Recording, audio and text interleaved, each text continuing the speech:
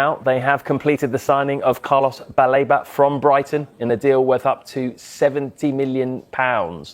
They've already made some moves in terms of midfielders, significant moves, Man United, with Tielemans coming in, Andre Santos coming in. But when you look at Baleba compared to those two, does he look like the more natural successor to Casemiro? Yeah, I think so. He's going to bring that tenacity, the ball winning, obviously technically good as well. He'll be able to carry the ball forward for him. But yeah, I think he's the transfer window. And, Tony Bloom always gets very good money for his players. But I think it's a fantastic buy for Manchester United. Yeah. I think he really takes that midfield forward with his kind of tenacity again and aggression. So I think he'll complement Tielemans and Santos well.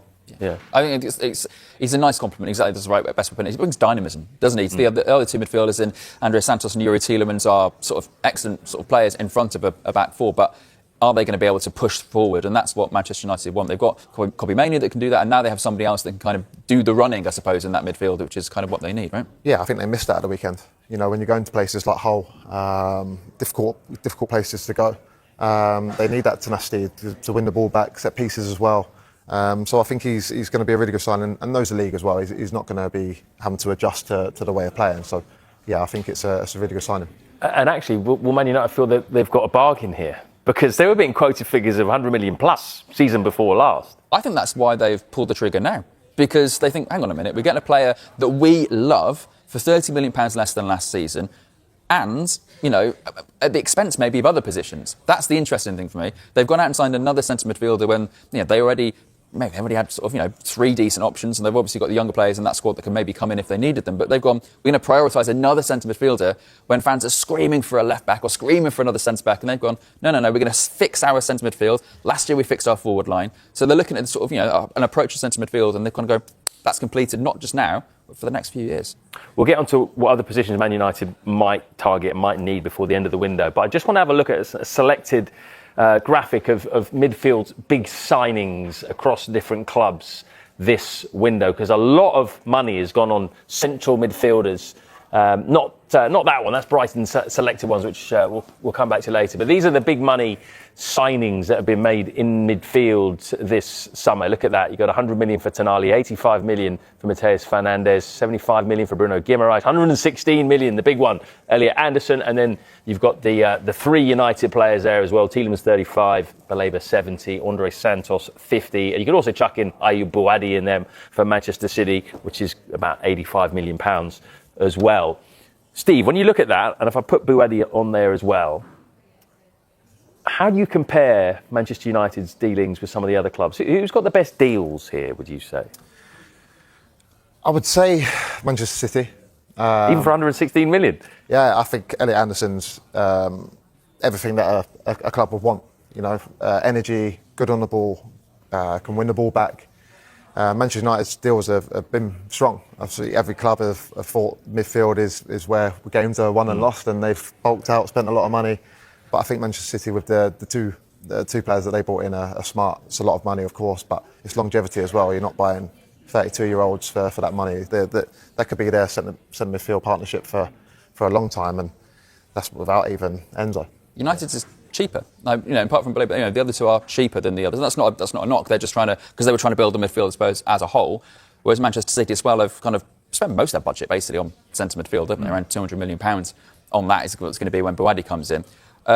So it's interesting to see the sort of figures. And then you can look at Liverpool, who a lot of fans wanted to go out and sign another centre midfielder. When they went through their centre midfield rebuild, they spent figures around £30 million, between 30 and 40 million pounds for Gravenberch, for McAllister. Ain't going to cost that anymore now, is it? They want to get better in that midfield position. It's going to cost them double that by the look of it. So the market's moved on, and that's why clubs are like, well, we've got to spend that if we want to improve the engine room.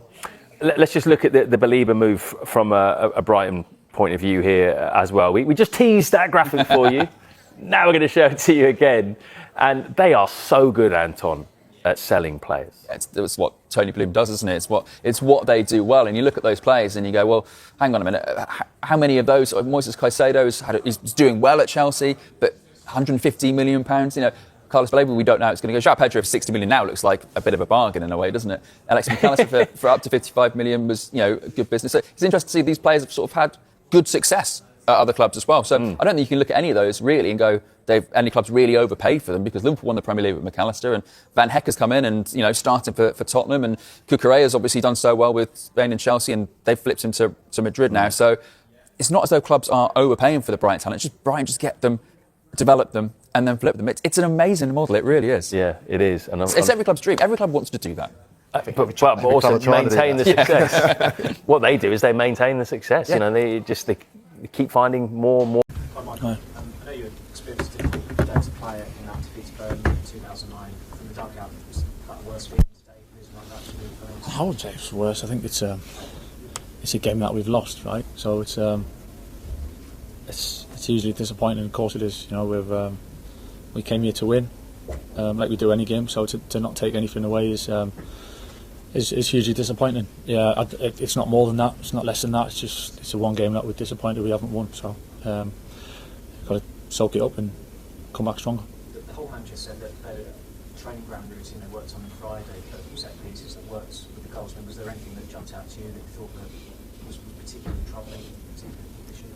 No, it's two completely different goals, really. So it's not time to dissect it as such. I think we've been pretty good over a period of time.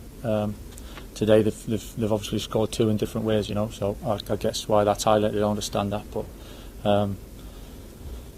it happens. Sometimes it happens in football, but we don't accept it. But it happens, and we got to understand why. I know there's a lot of noise around United, and it's easy to get carried away. But Always is, yeah. How do you sum that up? Because I think your team were more passive than people expected, and I know you said this was going to be a tough challenge, but I don't think anyone expected that one.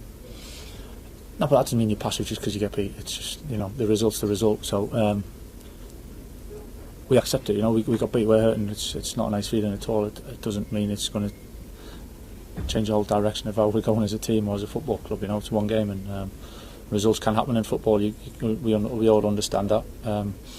It's not nice when they do, but it does happen. We can be better. We will be better. There's things we can be much better at. There's things that are actually all right that get lost in the game because you get beat. But I understand that as well. Well, Michael, most people have said that your calmness, winning and losing, is one of the key attributes for you dealing with this job. But do you also understand that games like that generates a huge amount of debate and negativity, and people expect a kind of reaction from you, even though that's not your kind of general demeanour or approach? I know there's a lot goes on outside of our football club. Yeah, I understand the responsibility I've got, but it doesn't make me do things differently just because of that. Steve, hi Michael. Do you feel like the system's having some issues against teams who play for back five, and thinking back to the Leeds game with 2-1 Old Trafford? Obviously, some of that last weekend. Is it a coincidence? Obviously, Hull did something defensively. We haven't lost many games 6-7 months, so again, I get it. We've lost today, and I understand it. And there's questions to be asked, but it doesn't mean everything's wrong because we've lost the game.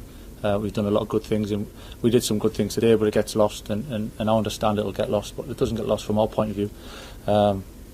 So yeah, there's definitely issues playing against different systems, So we got to find the answers for that. But it's just because we lose one game doesn't mean that everything needs dissected and it's wrong from our point of view. I understand from others it happens, and that's how it is.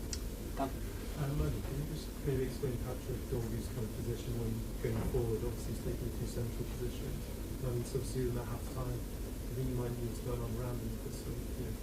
Our pass fine. We love him to bits. So it was. He's a fantastic player. He's a great character. He's a big part of what we do, and he will be. So it was just one of those decisions.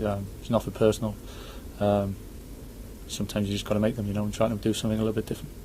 Do you find it easy in these situations to remain quite calm? Obviously, it's part of your personality, but you mentioned the noise and what people will say after this. But do you find it quite easy just to kind of put the foot on the ball a little bit and say, well, we don't need to rip one game and move on?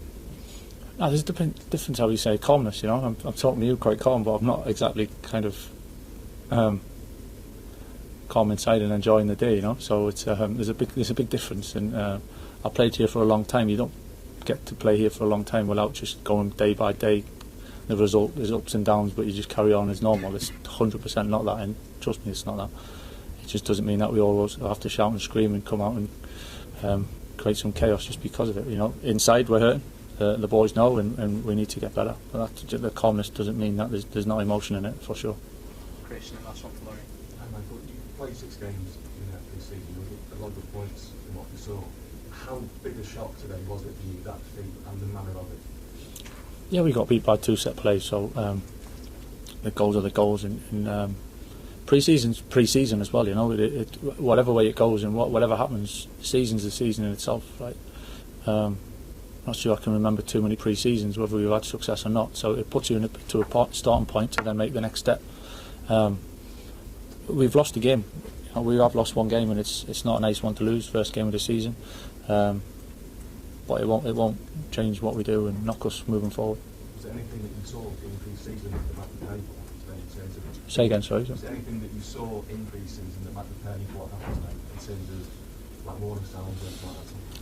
No, there's always things that happen on all the time. Things that we see that we like. Sometimes we see the little habits or patterns that we want to improve on. That's fine. But just because we lost a game today, we don't have to dissect the whole picture, because it's definitely not bad. Not meant to dissect this, but I think I had 49 goals, league goals on the pitch at the end with Rashford, Fernandes, Bruno, Cunha, Sesko all on bit. Can you put your finger on why that didn't necessarily click into them, putting more pressure on the whole goal? Yeah. Listen, we changed things around a little bit second half, and we kept trying to find a different way, a little bit finding a spark. It happens, it does happen, it has happened before. We just got to keep finding them solutions, you know, and a little bit of